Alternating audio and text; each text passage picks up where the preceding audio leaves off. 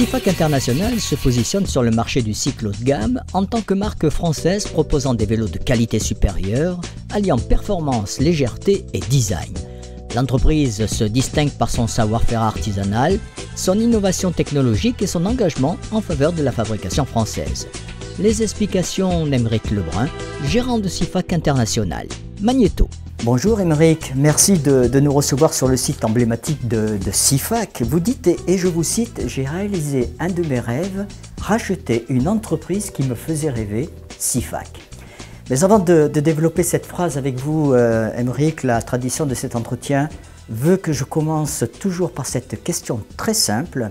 Le vélo pour vous, est-ce un art de vivre, une philosophie de vie ou une passion, ou est-ce simplement la combinaison des trois? Vous qui dites, et je vous cite à nouveau, « J'ai su faire du vélo avant de savoir parler ». Belle question. J'avoue que c'est plus que la combinaison des trois, c'est la multiplication des trois. Je crois que voilà, une passion, je pense que ça ne serait même pas la peine de le développer aujourd'hui. Un art de vivre, comment dire, j'ai été biberonné au bidon de vélo, donc j'ai pas connu le biberon mais j'ai connu le bidon, donc vous imaginez que je suis né dans le vélo, et puis une philosophie parce que quelque part s'il y a bien quelques fois où je me sens philosophe, c'est quand je suis sur le vélo. Donc finalement c'est vraiment une multiplication des trois. Oui, alors le bidon avec une tétine, ça ne doit pas être facile.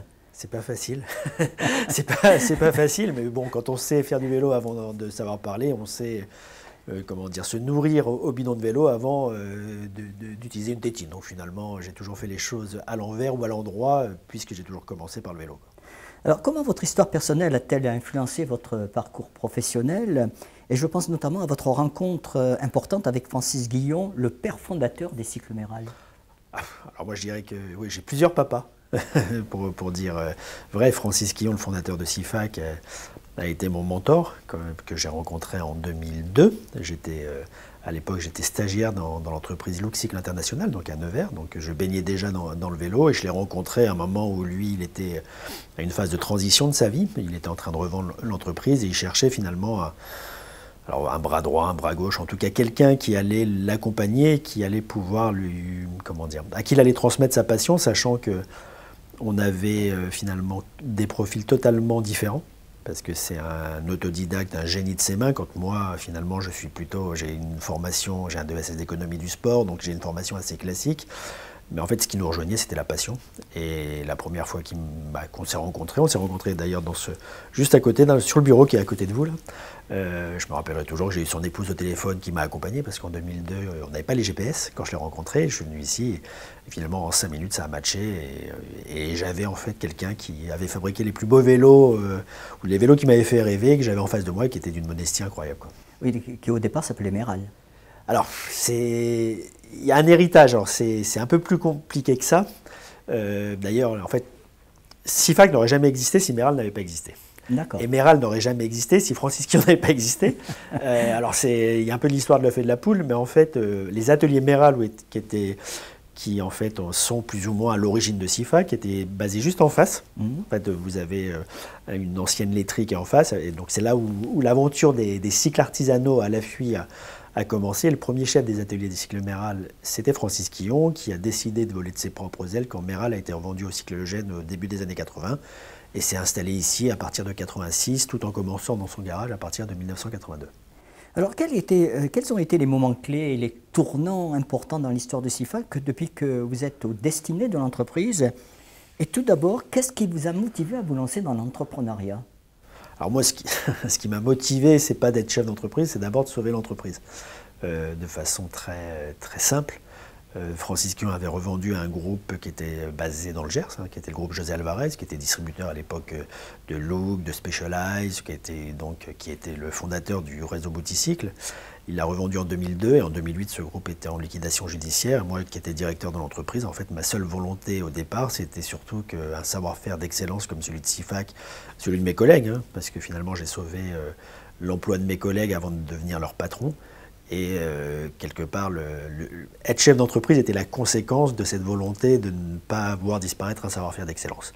Donc je n'avais pas vocation à être chef d'entreprise, par contre il en fallait un, c'était moi, et puis quelque part j'avais la passion et la légitimité transmise par Francis Guillon, qui, pour l'anecdote, lui était parti à la retraite en 2006, et en fait est revenu pendant 1 an et demi m'accompagner en tant que président d'honneur, et vu que j'allais sur le terrain avec mon bâton de pèlerin voir les revendeurs, en fait il est venu prendre le standard.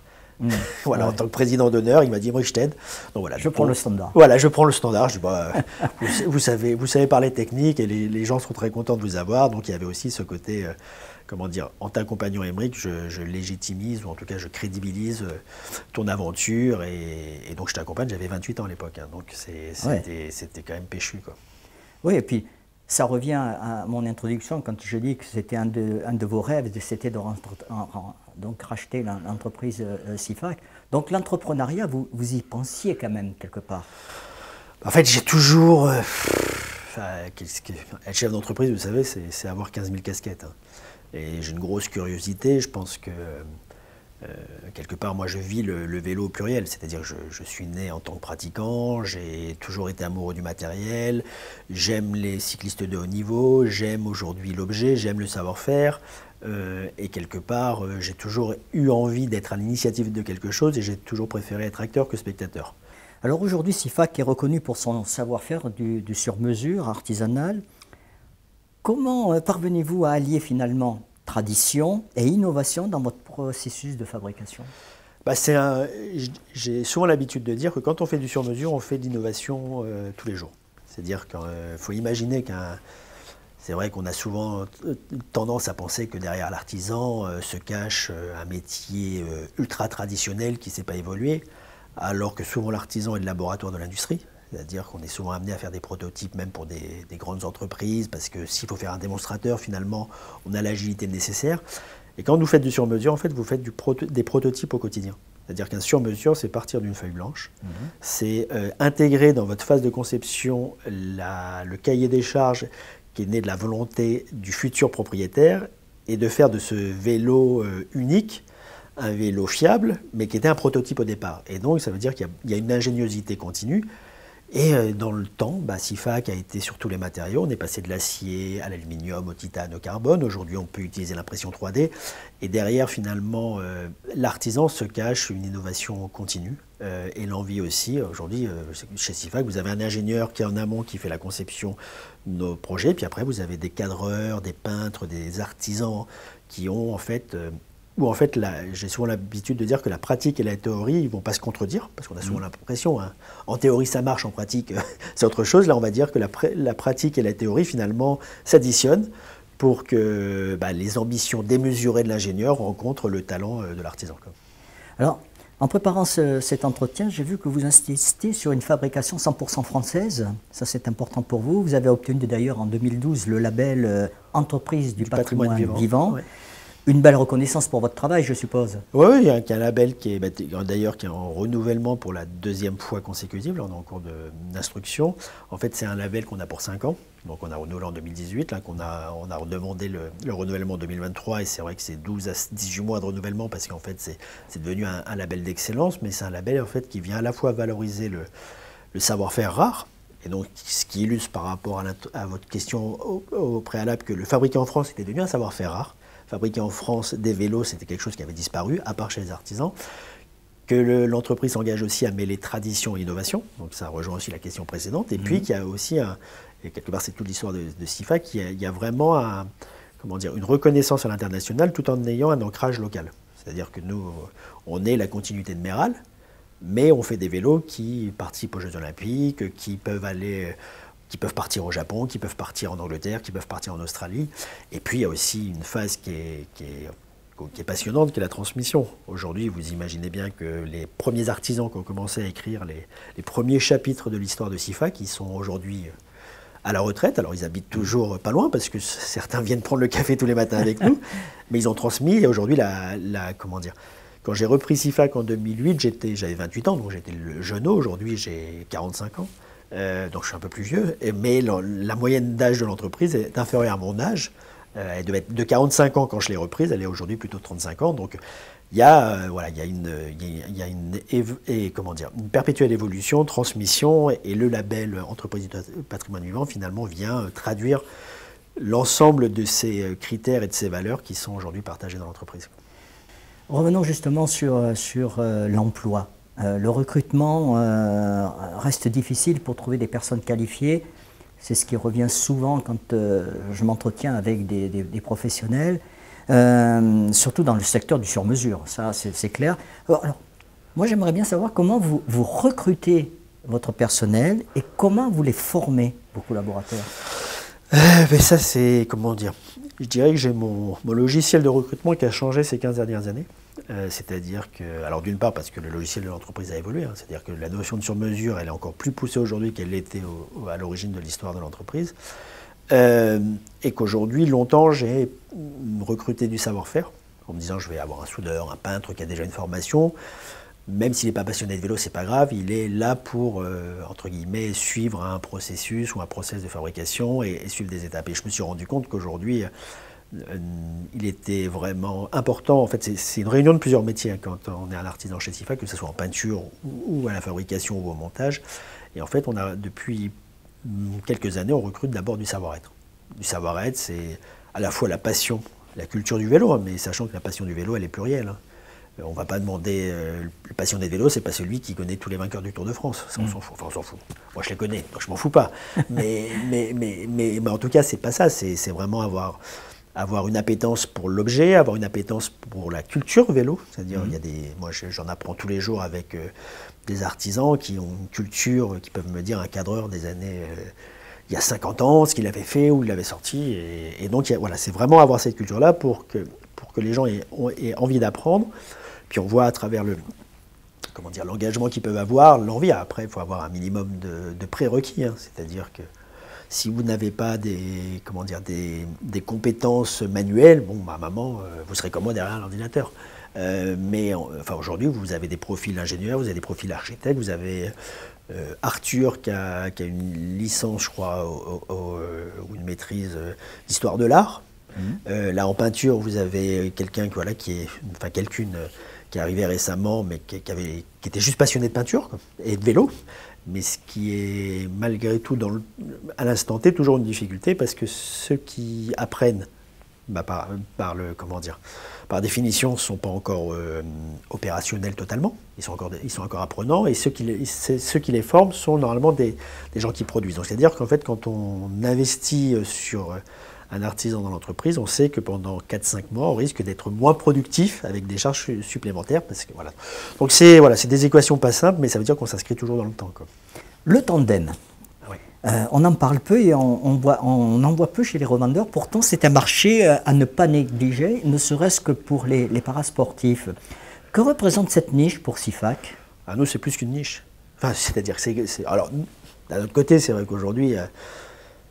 on me pose souvent la question comment Sifac a duré dans le temps, parce que c'est vrai qu'avec tout, c'est carrément, c'est clair qu'on s'est concentré sur les marchés de niche. Donc le sur-mesure en est déjà un, et le tandem sur-mesure est la niche dans la niche. Mais nous, le problème, c'est que c'est une niche qui est devenue importante pour nous, et aujourd'hui, c'est des fabrications qui sont confidentielles aux yeux du marché, mais qui sont nous aujourd'hui essentielles. Et en fait, on a vraiment deux types de fabrication, en tout cas de tandem. C'est soit on s'adresse aux athlètes handisport, aujourd'hui et souvent sur ces tandems carbone, où on va être capable finalement de pouvoir vraiment optimiser la rigidité, l'aérodynamisme, et puis la position des deux cyclistes. Hein, j'ai souvent... alors j'ai deux habitudes sur le tandem. Un, de dire que c'est plus difficile de faire un tandem qui sera champion du monde ou champion olympique que faire un cadre solo qui a gagné le Tour de France. Parce que les contraintes sont beaucoup plus importantes. Et deuxièmement, c'est que la notion de sur-mesure, finalement, elle est exponentielle sur le tandem, parce que vous n'avez pas juste une personne qui doit être bien positionnée, mais potentiellement deux personnes. Et quand vous avez un très grand derrière, un petit devant, par exemple, il n'y a rien qui peut être standardisé. Donc, et là, la notion de sur-mesure et de prototype, et là, par exemple, on a un inox en ce moment en cours de fabrication, alors pas pour des athlètes handisport, mais pour un duo avec un malvoyant, hein, pour le coup, mais on a été obligé de vraiment trouver une solution pour pouvoir faire en sorte que le vélo soit performant, tout en ayant un binôme qui n'était pas du tout fait pour cohabiter ensemble. Quoi. Et après, voilà. Et donc, le tandem aujourd'hui, pour nous, en ce moment, c'est quasiment 40% de nos fabrications sur mesure, c'est des tandems. Quoi. On arrive à la fin de ce rendez-vous, Aymeric. Si vous deviez définir Sifac International en une seule phrase pour séduire vos futurs clients, vous diriez quoi? Ça, Je dirais quoi? Ça, c'est la question la plus piège. Parce que, d'une part, moi, je peux vous faire un paragraphe sur Sifac, mais une phrase. En une phrase. C'est un exercice de style. Oui, non, mais c'est le plus difficile pour moi, vous l'avez bien compris, quoi. Je dirais que... Enfin, je pense que Sifac, c'est vraiment le lieu aujourd'hui où, en tant que passionné, vous allez rencontrer des gens qui sont encore plus passionnés que vous et qui vont être en capacité de répondre à vos besoins, à vos demandes et de vous impressionner encore. Pour conclure, quel est votre plus grand défi dans les années à venir en tant que dirigeant d'une entreprise artisanale de cycle de haut niveau, de haut de gamme, pardon, sur mesure? Le plus grand défi, ça va être de, comment dire, là on a quand même les 2 dernières années dans le marché du vélo qui sont quand même compliquées, très sincèrement. Ça va être justement de passer ce cap-là, de transférer l'entreprise sur Tours, parce que ça c'est aujourd'hui notre plus gros enjeu, hein, et il est lié aussi à la sociologie actuelle de nos salariés qui vivent tous à Tours, puisqu'ils viennent d'horizons différents. Tours est quand même une ville où... Et donc le plus gros défi, ça va être de transférer tout ce savoir-faire sur Tours, le pérenniser et de faire grandir. Je pense que comment dire, l'avenir de Sifac passe par finalement ce dont elle est héritière, c'est-à-dire Méral, c'est-à-dire le sur-mesure est quelque chose qui fascine, qui fait rêver, mais de réussir à standardiser un peu sur mesure pour rendre plus accessible notre savoir-faire et le rendre aussi plus rentable, parce qu'un prototype en lui-même n'est jamais rentable. Donc voilà, ça va être le plus gros défi, c'est transférer et développer Sifac avec Méral sur Tours. Encore merci pour toutes ces explications, Aymeric. Alors, je le rappelle, hein, vous êtes le gérant de Sifac International, dont les ateliers sont situés, on dit La Fuye à Homme. Oui, La Fuye à Homme. Et c'est pour ça, quelque part, le clin d'œil de Femmes, Vélo et Liberté, c'était de rappeler que c'est pas parce qu'on est La Fuye, qu'on est à Homme depuis 40 ans, qu'on n'a jamais été, comment dire, des ambassadeurs de la femme sur le vélo. Et en précisant qu'il y a cette petite expression, le trou du cul du monde. On m'a interdit de le dire. En fait, les Anglais disaient in the middle of nowhere. Et moi, je traduisais par le trou du cul du monde, mais avec beaucoup d'humour et puis d'affection, parce que voilà, après, c'est dire, on arrive au milieu de nulle part et les gens, quelquefois, nous appellent en disant, mais je dois être perdu. Je dis, non, c'est bien là. Voilà. Alors, pour celles et ceux qui voudraient en savoir plus sur l'univers du vélo sur mesure, il y a le site qui s'affiche en bas de l'écran, justement, et que l'on peut consulter à l'adresse suivante www.sifac.fr. Et on a aussi le site Méral, c'est www.cycle-méral.fr. Quant à moi, je vous retrouve très vite pour un nouvel épisode du Goût de la Passion. D'ici là, bien sûr, portez-vous bien, faites du vélo, c'est bon pour la santé. Et restez informés sur l'actualité du cycle en consultant notre site www.francesecrèteavélo.com. Et encore merci, Aymeric, de nous avoir accordé cet entretien. Merci à vous et merci de m'avoir écouté si longuement. On m'avait averti. Vous étiez un homme averti en vaut deux, mais un homme passionné en vaut trois. Voilà, que vous étiez un très grand passionné et un homme bavard, et qu'il fallait peut-être que je reste de même pour continuer cet entretien. J'ai lu ça.